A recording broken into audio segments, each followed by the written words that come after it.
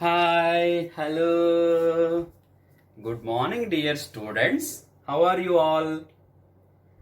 This video lesson module number 9 on acids, bases, and salts brought you by Vignan Global Gen Schools, Hyderabad.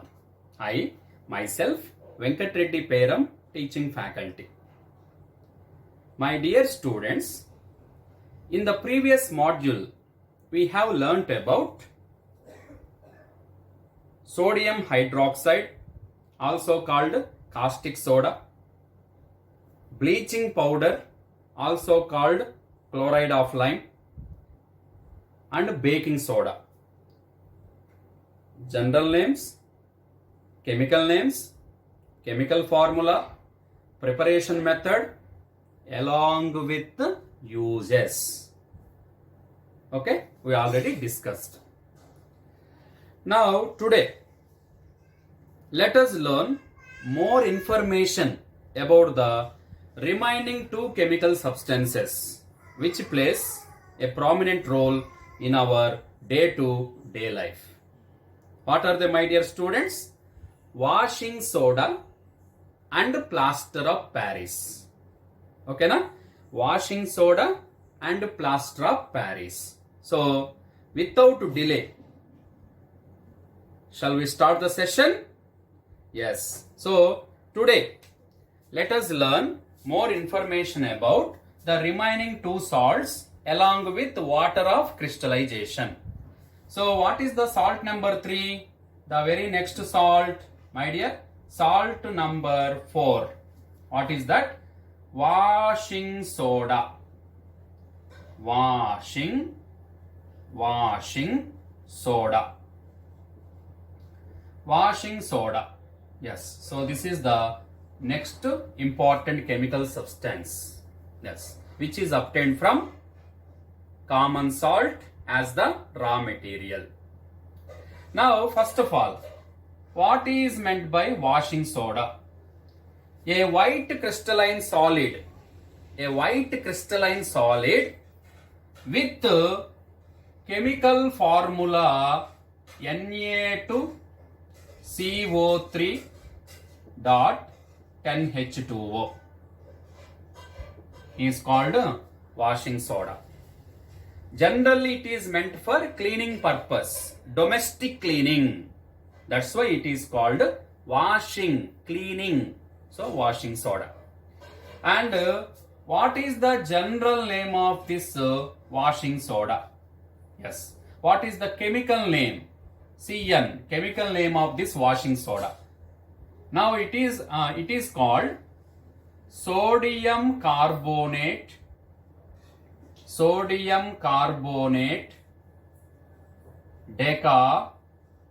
decahydrate. Sodium carbonate decahydrate. So sodium carbonate means Na2CO3, deca means 10, hydrate means water. So this particular formula unit consisting of 10 water molecules of crystallization. Okay, 10 water molecules. So chemical name is sodium carbonate decahydrate or decahydrated sodium carbonate, and chemical formula is Na2CO3 dot 10H2O. It is a white crystalline solid generally meant for cleaning purpose. Now, coming to its preparation. So, how it is prepared? Generally, washing soda is prepared by using 3 steps.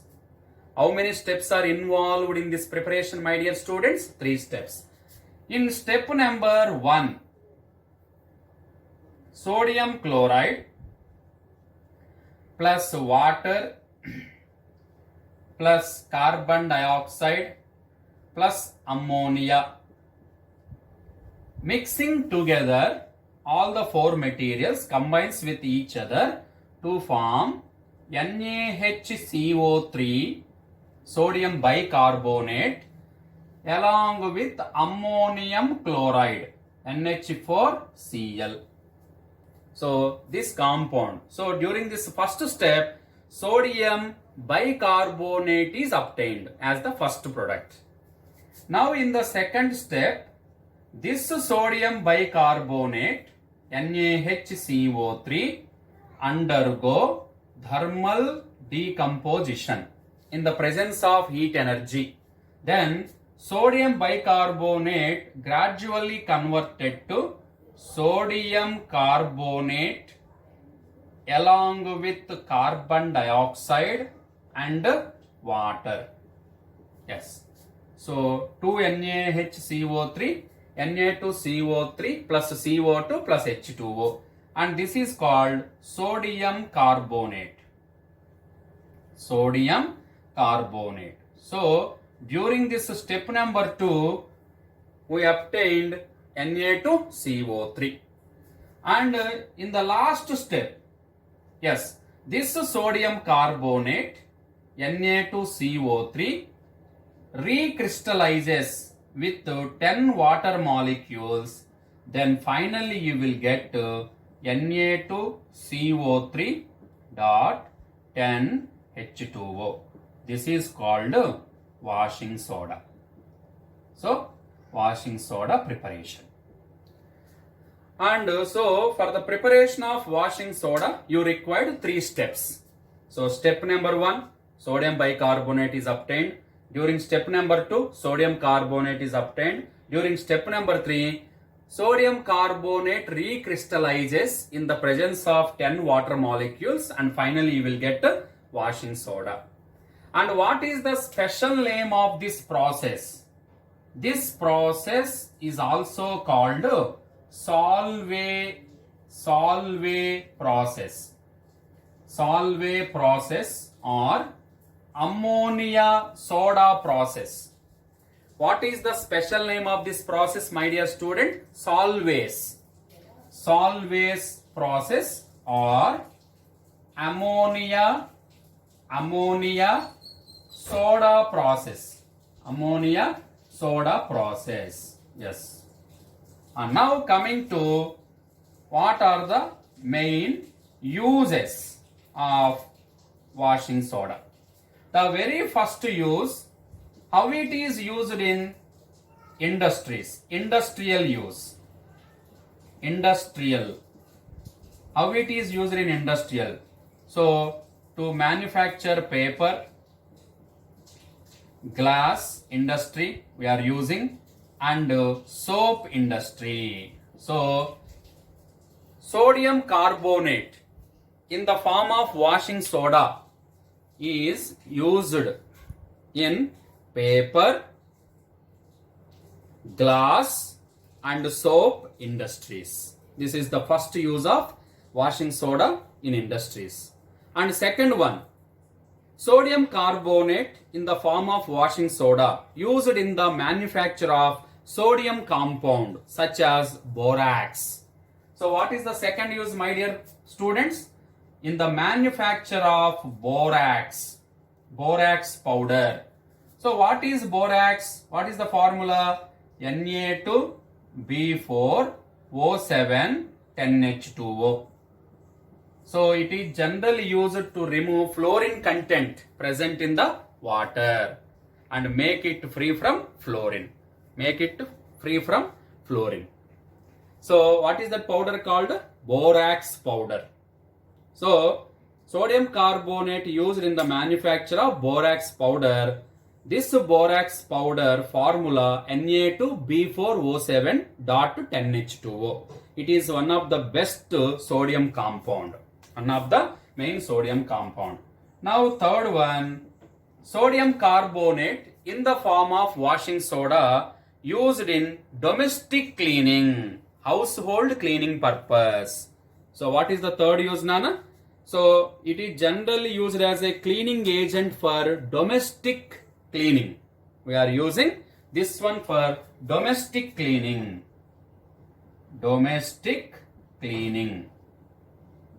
Yes, domestic cleaning purpose. And fourth one, yes, it is used to remove permanent hardness of water. Hardness of water. So to remove permanent hardness of water. See, hard water are of two types. Yes, what are they? Temporary hardness, permanent hardness. Permanent hardness of the water is mainly because of the dissolved salts like calcium sulfate and magnesium sulfates.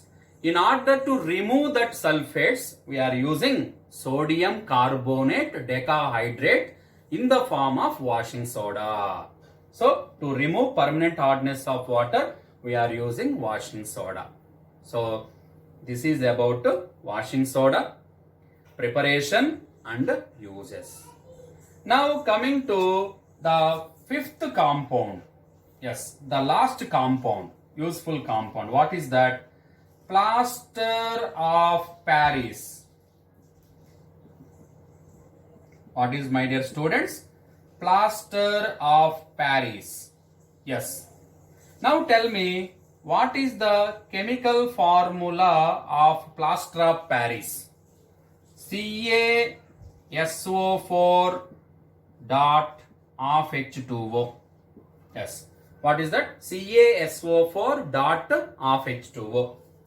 What is the chemical name? Cn. Chemical name of plaster of Paris. Calcium sulfate. Calcium sulfate. Hemihydrate. What is that?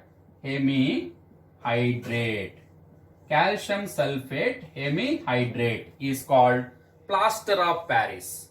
So here hemi means of, hydrate means water. This is called calcium sulfate. Now coming to the main theme. Why this calcium sulfate hemihydrate is called plaster of Paris? Because initially this compound is prepared from gypsum. Initially this compound is prepared from gypsum. By heating gypsum, CaSO4 2H2O. What is the formula of gypsum, my dear students? CaSO4 2H2O. By heating gypsum to 100 degrees Celsius or 373 Kelvin temperature, then gypsum can be decomposed to plaster of Paris. CaSO4 of H2O along with 1.5 water molecule is obtained. That means in gypsum there are 2 water molecules of crystallization. Out of the 2 water molecules of crystallization, it loses 1.5 water molecule and finally will get calcium sulfate hemihydrate. And this is called plaster of Paris. So here plaster means hard setting properties. Plaster, hard setting properties. And Paris is the birthplace of gypsum, because plaster of Paris is initially prepared from gypsum, which is usually found in Paris and having hard setting properties. Because of this reason, plaster of Paris, because of that reason, calcium sulfate hemihydrate is also called plaster of Paris. So once again, please remember, plaster means hard setting properties. Paris is the birthplace of gypsum, initially prepared from gypsum.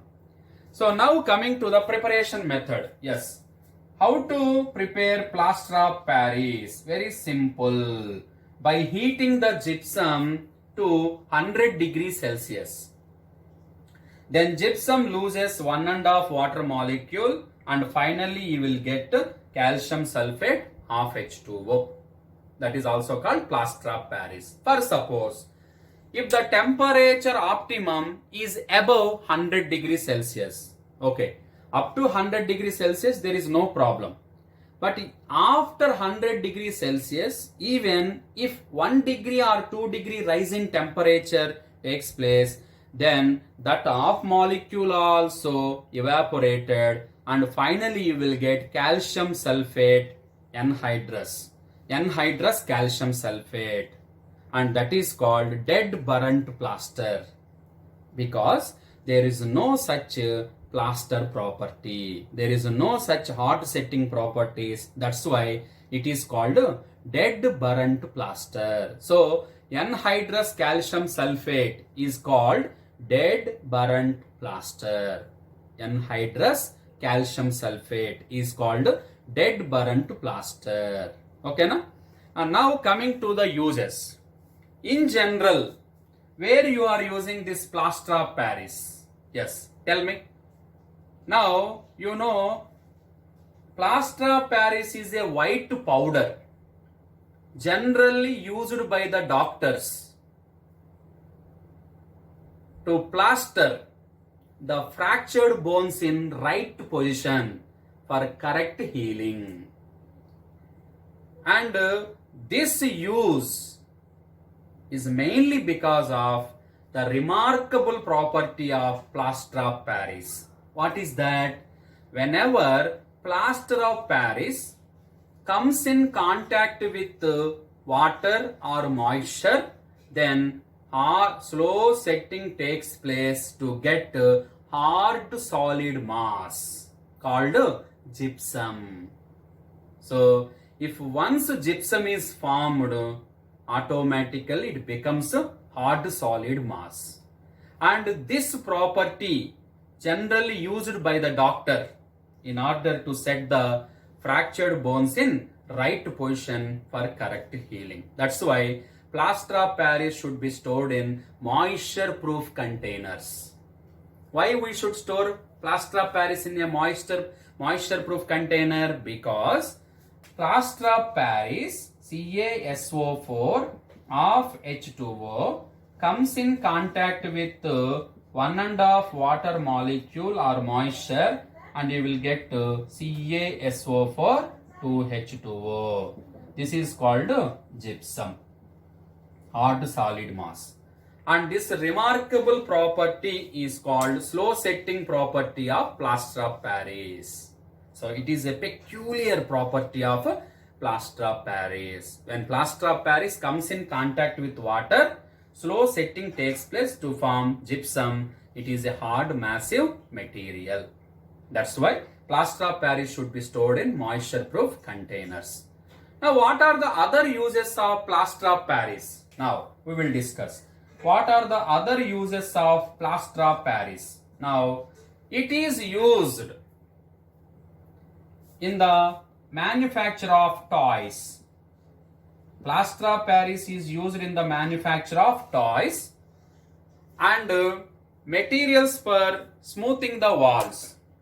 So in the manufacture of toys, and what is the second use? What is the second use of plaster of Paris? Materials for decoration purpose. And third one, to make the wall smooth. What is the third important one? For making surfaces smooth. You know about putty work and interior decorations. It is done only with the help of this powder called plaster of Paris. So these are the three important uses of plaster of Paris. What is the first one? In the making of toys.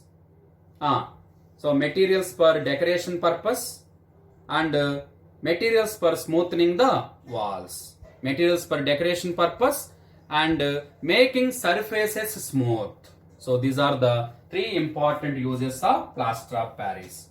So toys, decoration materials, and third one, making surfaces smooth. Making surfaces smooth. So apart from that hard setting property use, these are the other three uses of plaster of Paris. So this is plaster of Paris. That means plaster from Paris. Plaster means hard setting properties. Paris means the birthplace of plaster of Paris. Okay, because it is usually prepared from gypsum. Gypsum is usually found in Paris. Okay, now coming to one important question. Actually, off water molecule does not exist. But why this plaster of Paris formula is like this? CaSO4 of H2O. It doesn't mean that it indirectly mean that two calcium sulfate formula units. How many calcium sulfates, Nana? Two calcium sulfate formula units could share one water molecule. Then automatically one calcium sulfate formula unit could share half water molecule. In that way, you can write plaster of Paris. So actually half water molecule is not generally suggestible. So you can write like this: 2CaSO4 dot H2O. That means two formula units of calcium sulfate could share one water molecule, so that you can write CaSO4 of H2O. Got this information, Anna? So hope everyone would understood this information about washing soda and plaster of Paris. So after these two compounds, useful compounds, now let us discuss about water of crystallization. What is that, my dear students? Water of crystallization. What is that? Water of crystallization. Are the crystals of salts really dry? Or crystals of salts, crystals of salts really dry? Really dry. Yes, this is the topic meant for last one. Are crystals of salts really dry? Yes. Tell me. Yes. Now, in order to understand this one, are crystals of salt really dry? Yes.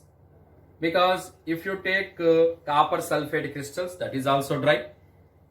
Otherwise, iron sulfate crystals generally dry. In fact, any one of the salt if you touch means that is generally dry. But actually, this internally consisting of water of crystallization. Water of crystallization. Crystallization. Water of crystallization. Yes. Now, before going to discuss about water of crystallization, let us perform one activity. Yes. Let us perform one activity which is present in our textbook prescribed. What is this activity number? 2.15. It is prescribed in textbook.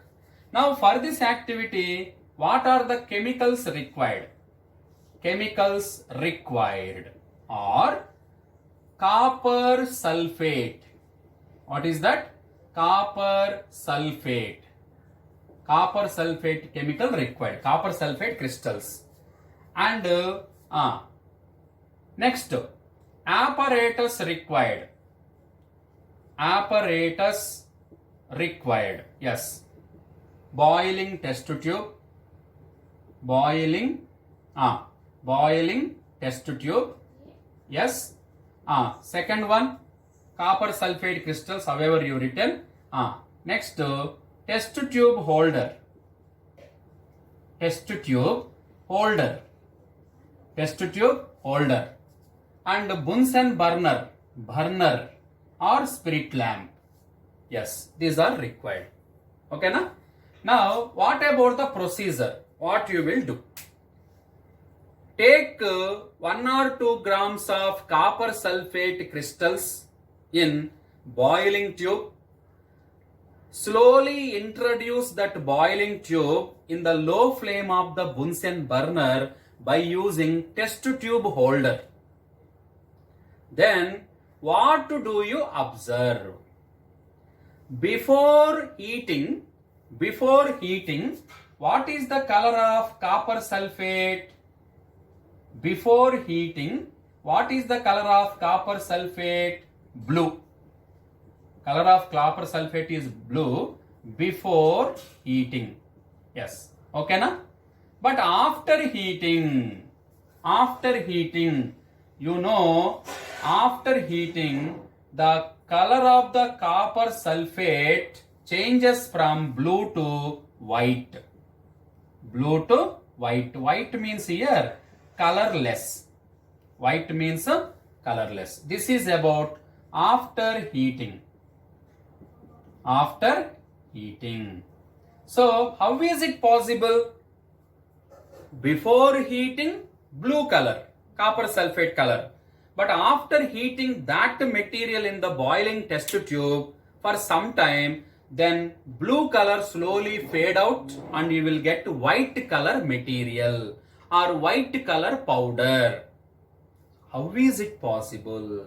Yes, that is due to the presence of water of crystallization in copper sulfate. So actually what is the formula of copper sulfate? CuSO4 dot 5H2O. This 5H2O, 5 water molecules comes under water of crystallization. So whenever this water of crystallization is there, then copper sulfate would maintain blue color and there is a perfect geometry. And what is the significance of this water of crystallization?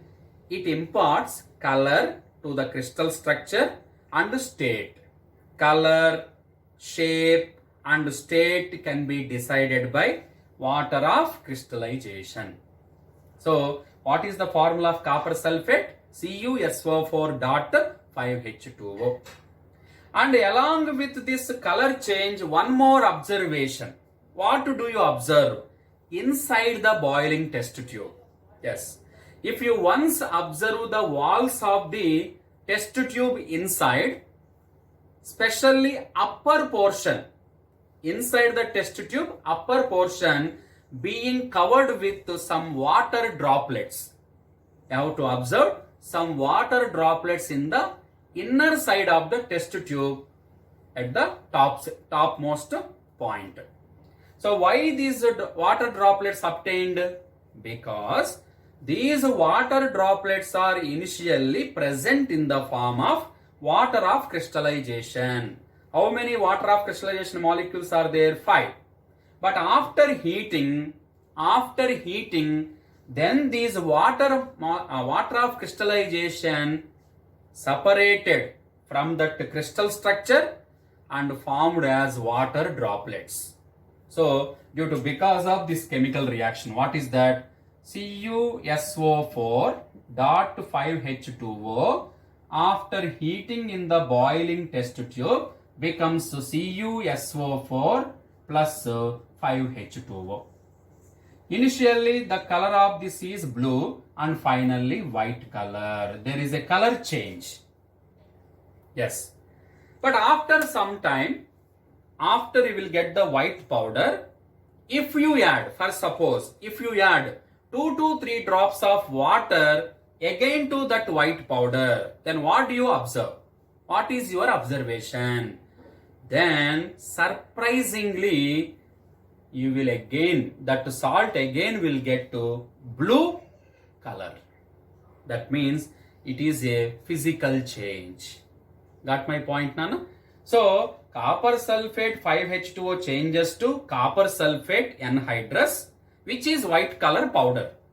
And if you add 2 or 3 drops of water, again it recrystallizes to get copper sulfate 5H2O.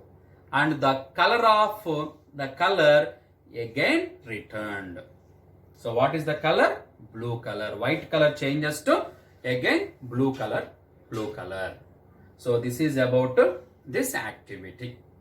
And one more thing, similarly copper sulfate, there are other water of crystallization related salts like green vitriol. What is the common name of copper sulfate 5H2O? This is called blue vitriol. And now green vitriol. I am writing green vitriol. What is the formula of green vitriol? What is the formula of green vitriol?